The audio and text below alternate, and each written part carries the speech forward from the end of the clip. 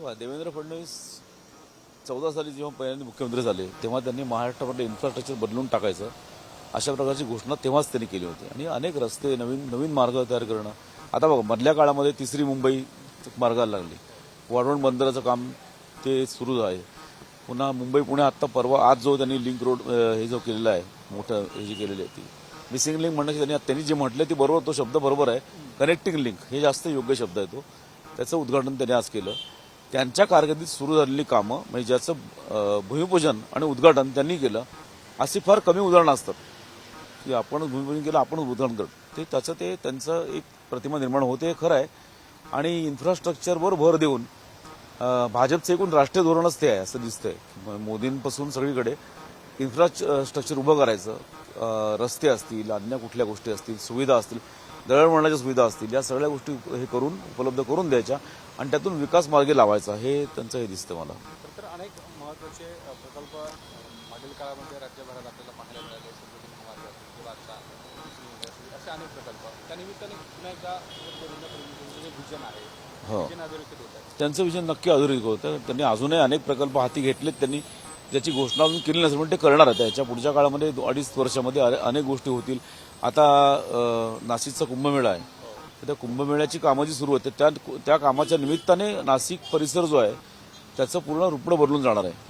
किंवा अशा अनेक ठिकाणी आहेत कोकणामधलं. तर मुंबई गोवा हायवे आता त्या सुरू होईल. आता बरेच वर्ष रखडला होता ही गोष्ट खरी आहे, पण तोही आता सुरू होणार आहे असं कळलं की नवीन पूर्ण झालं, रस्ता पूर्ण झालेला आहे आता तो. किंवा तिसरी मुंबई असेल, मुंबई जवळची जी आहे, चौथी मुंबई असेल वाढवण जवळची, आणि दुसरा विमानतळ उभा राहिला, आंतरराष्ट्रीय विमानतळ. ह्या सगळ्या गोष्टी पाहिल्या तर एक इन्फ्रामॅन नावाची जी असे जे काही पदवी त्यांना देत आहेत ते मला वाटतं की ती योग्य आहे. आणि ती योग्य आणि त्यांची इतर कोणी किती काय केलं तरी देवेंद्र फडणवीस यांनी जी मुख्यमंत्री म्हणून जे काम केलेलं आहे ते दुर्लक्षवरून चालणार नाही असं मला वाटतं.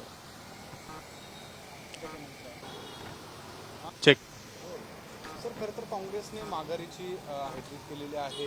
महाविकास आघाडीमध्ये काँग्रेस पक्ष महत्त्वाचा मानला जातोय. एकूण जर बघितलं तर राज्यसभा, नंतर बारामतीची पोटनिवडणूक आणि आता कालचा जो निर्णय झाला विधान परिषदेसाठीचा संदर्भातला निर्णय, कसं बघतोय याकडे? मला वाटतं काँग्रेसचं सगळं गणितच चुकतंय. म्हणजे मला वाटतं की एकाच वर्गात 3-3दा बसणारा पोरगा असतो, उडाण टप्पू असं, अशा प्रकारचं काँग्रेसचं स्वरूप आहे. आणि तुम्ही म्हणताय महत्वाचा आघाडीमधला महत्वाचा घटक, मला तर काही दिसत नाही महत्वाचा घटक काँग्रेसचा. म्हणजे आता 3-3 वेळा माघार घ्यायला लागते प्रत्येक गोष्टीतून त्यांना. त्यांचे प्रदेशाध्यक्ष आहेत हे प्रत्येक वेळी राणा भीमदेवी गर्जना करतात आणि मग माघार घेतात. आता याच्या मागे कोण आहे त्यांचं हायकमांड त्यांना काही सांगतं का, हा त्यातला एक भाग आहे. परंतु विधान परिषदेची निवडणूक आताची ही जी माघार त्यांनी घेतली, त्यांनी आधी सांगितलं होतं की उद्धव ठाकरे जर नसतील तर आमचा उमेदवार आम्ही देऊ, नाही दिला त्यांनी तो. राज्यसभेच्या वेळी तेच झालं. त्यामुळे ह्या सगळ्या गोष्टी पाहिल्या ते आता आणखीन ते पुन्हा पुढच्या वेळी आम्हाला द्या तुम्ही. या गोष्टी पाहता काँग्रेसचं कुठलं तरी सगळंच बिनसलेलं आहे आणि गणित चुकलेलं असं वाटतं मला. खरं तर काँग्रेस महत्त्वाचा पक्ष म्हणजे की राष्ट्रीय पातळीवर, देश पातळीवर ज्या पद्धतीने काँग्रेस प्रत्येक ठिकाणी आहे त्या तुलनेला नाही तो आहे शिवसेना किंवा राष्ट्रवादी शरद पवार पक्ष नाहीये. नाही, मी आघाडीपुरतं म्हणालो. आघाडीतला महत्वाचा पक्ष आहे का नाही तर मला स्वतःला वाटतं की नाही. कारण त्यांचं ज्या पद्धतीने काम करतात त्यांचं सगळं एकूणच, म्हणजे आता वडेट्टीवारांचं वेगळंच काहीतरी सुरू असतं, प्रदेशाध्यक्षांचं आणखीन काहीतरी सुरू असतं, असे प्रत्येकाची तोंड वेगवेगळ्या ठिकाणी आहेत. त्यामुळे ते पाहिलं तर पक्षाची अवस्था निदान महाराष्ट्रात तरी फारच बिकट असं दिसतंय. आणि त्यातून तो काय फार लवकर उठेल असं म्हणजे त्यांना जे धडे शिकवले गेलेले आहेत त्यातून ते काय फार शिकले असं मला वाटत नाही. तर शरद पवारांना राज्यसभेत पुन्हा पाठवायचं यासाठी या 3 पक्षांचं एकमत झालं. तो निर्णय तात्काळ काँग्रेसने मान्य केला. मात्र त्याच पद्धतीचा निर्णय झाला तो पोटनिवडणूक जी बारामतीसाठी झाली. ते शेवटच्या क्षणापर्यंत काँग्रेस आग्रही होता आणि शेवटच्या क्षणी हा निर्णय घेतला. कालही तसंच झालं. शेवटपर्यंत त्यांनी सगळ्या गोष्टी ताणून ठेवलेल्या होत्या आणि शेवटच्या वेळेस तो निर्णय झाला. एकूण काँग्रेसच्या भूमिकेवर कसं बघताय? अनेक महत्त्वाचे जे नेते आहेत ते नेतेही वेगवेगळे स्टेटमेंट करते आपण सांगितलेलं आहे. याचा एकूण या सगळ्या गोष्टीवर परिणाम कसा होईल? तेच म्हणतो, म्हणूनच काँग्रेसचा आघाडीतला महत्वाचा पक्ष आहे का नाही यावरच प्रश्नचिन्ह उभं राहिलेलं आहे आता. की सगळीकडे त्यांना प्रत्येक वेळी माती खावी लागते, माघार घ्यावी लागते. आणि त्यामुळे ते काय जे चाललेलं आहे त्या पक्षाच्या दृष्टीने काय फार काही चांगलं आहे असं नाहीये.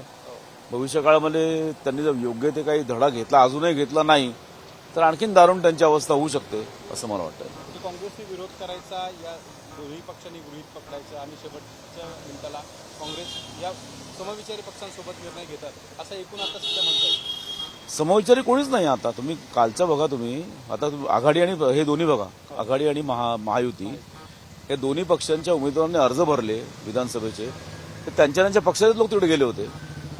आघाडी म्हणून तिन्ही पक्षाचे लोक जायला पाहिजेत ना तिकडे, विधान म्हणून असून सुद्धा गेले नाहीत तिकडे. ते महायुतीचं पण तेच झालं. एकनाथ शिंदे किंवा प्रत्येकाच्या उमेदवाराच्या ठिकाणी प्रत्येक गेला पाहिजे नाही, सगळा उमेदवार म्हणून आपला मित्र पक्ष आहे तिथे गेला पाहिजे, ते कोणी गेलं नाही. याच्यावरून महायुती आणि महाआघाडी यांच्यामध्ये काय चाललेलं आहे याची आपण कल्पना करू शकतो. आणि ते काय सगळं काय नीट चाललेलं आहे असं काय आता तरी परिस्थिती नाही. एकूण काँग्रेसची समजा आताची भूमिका काय होती? काँग्रेसची भूमिका आता ही बघा, आताची किती काही झालं, काँग्रेस स्वतःला अजूनही तो राष्ट्रीय पक्ष समजतो आणि तो ठीक आहे राष्ट्रीय पक्ष म्हणून त्याची एक प्रत्येक ठिकाणी त्यांची हे आहे. पण म्हणून प्रत्येक वेळी आपण एकला चाललोय आम्ही स्वबळावर लढू, त्यांनी जोपर्यंत जमिनीवर येऊन काही गोष्टी जर शिकल्या नाहीत तर त्यांची परिस्थिती अशी होत राहणार. प्रत्येक राज्यामध्ये त्यांची दारुण परिस्थिती होत राहणार आणि असंच होत राहणार पुढे. एबीपी माझा, उघडा डोळे बघा नीट.